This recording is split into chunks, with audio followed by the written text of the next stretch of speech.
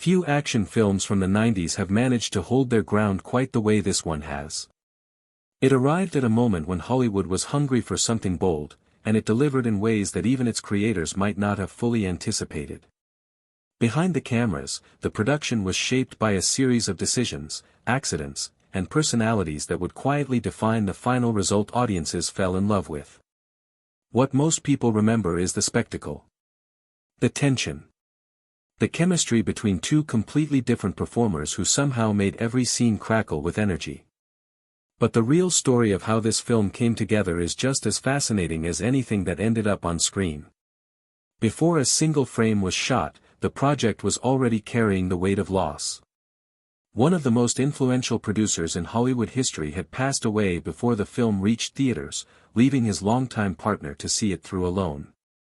That partnership had been responsible for some of the biggest crowd pleasers of the previous decade, and its sudden end marked a turning point not just for the people involved, but for the entire era of blockbuster filmmaking they had helped define. The film's opening quietly acknowledged this absence, and for those paying attention, it added a layer of meaning that had nothing to do with explosions or chase sequences. The antagonist was built with a kind of care that action films rarely bother with. Rather than crafting a villain driven by greed or abstract evil, the writers drew from real accounts of military service and sacrifice to create a character whose motivations were rooted in genuine pain. Veterans whose contributions went unrecognized by their government inspired the core of his psychology, and a memoir from a decorated but controversial military figure added further texture. The performer who took on the role leaned deeply into that complexity, delivering a portrayal so restrained and believable that audiences found themselves quietly understanding a man doing something they couldn't condone. The very first scene of the film underscored this by placing him at a graveside, grieving privately before the action began.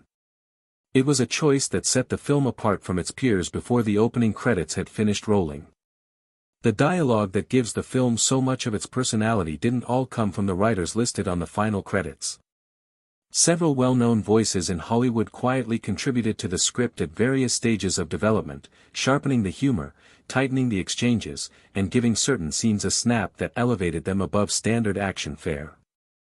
None of these contributors appeared in the official acknowledgments, but their influence is woven throughout. The result is a screenplay that still holds up, full of moments where character and comedy land together without either one undermining the other. Behind the scenes, the production ran into pressure from the studio, which grew concerned as costs climbed and the schedule expanded. The director, still early in his career, found himself defending his vision against executives who weren't convinced he could deliver at that scale. The situation might have gone very differently if not for the intervention of the film's lead actor, a Hollywood icon whose standing in the industry was beyond question.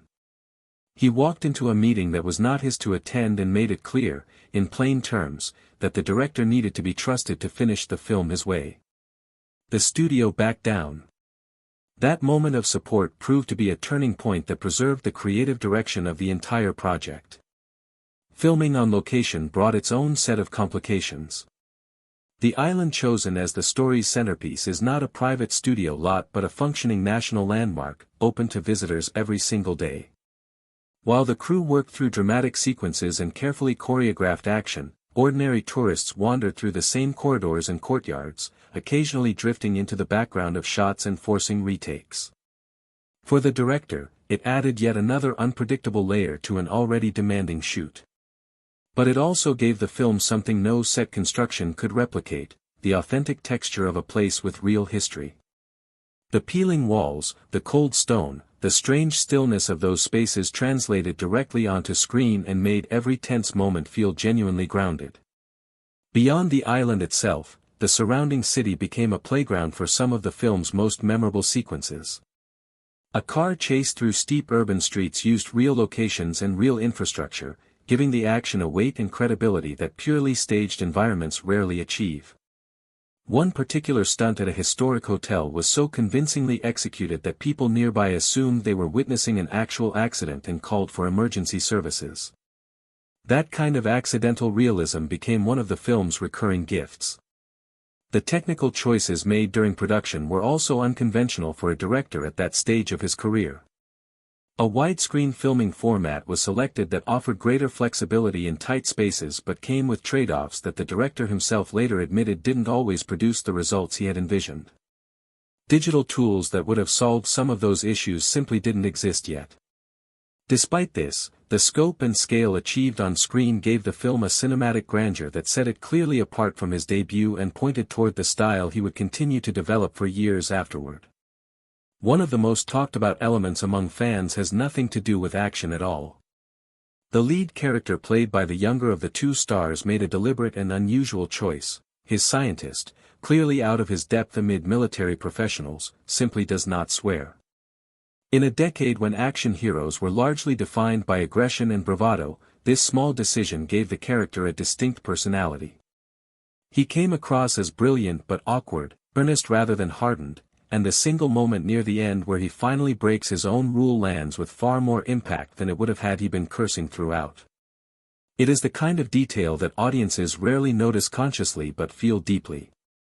The legacy of the film extended in unexpected directions after its release. Intelligence analysts later noted that a real source had provided information about chemical weapons programs using descriptions that closely resembled what the film had dramatized rather than actual classified reality. It was an unintended consequence that revealed just how persuasively the movie had constructed its fictional science. The imagery had been so convincing that it blurred, in at least one documented case, the line between Hollywood storytelling and real-world intelligence reporting. The music that runs beneath the entire film became one of the most influential scores of its era. Two composers working together produced a sound that combined rock energy with orchestral weight, creating themes so memorable that they shaped the sonic identity of action cinema for years. Those same musical ideas and textures echoed through major films that followed, and even now the main theme is immediately recognizable to anyone who encountered it during its initial release.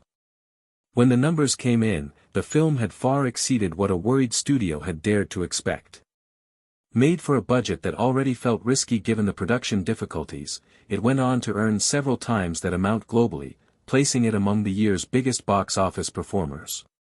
Critics were divided, as they often were with this director's work, but audiences responded with enthusiasm. Viewer polling gave it top marks, and the on-screen chemistry between the two leads earned them recognition at a major popular award ceremony. An Academy Award nomination for sound design acknowledged the technical craft that made every sequence feel immersive. A sequel was discussed in the aftermath. The director imagined a story that would have followed the characters into a fugitive existence, hunted by the very institutions they had served. The idea had real potential and fans still occasionally wonder what that film might have looked like.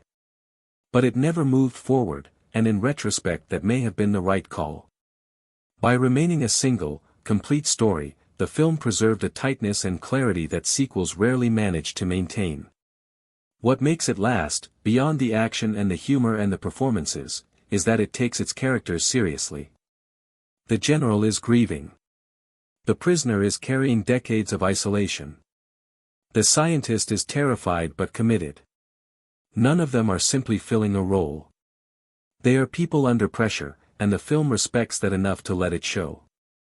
That combination of spectacle and sincerity is rare in any era of filmmaking, and it is precisely why this particular film continues to find new audiences long after the decade that produced it has faded into history.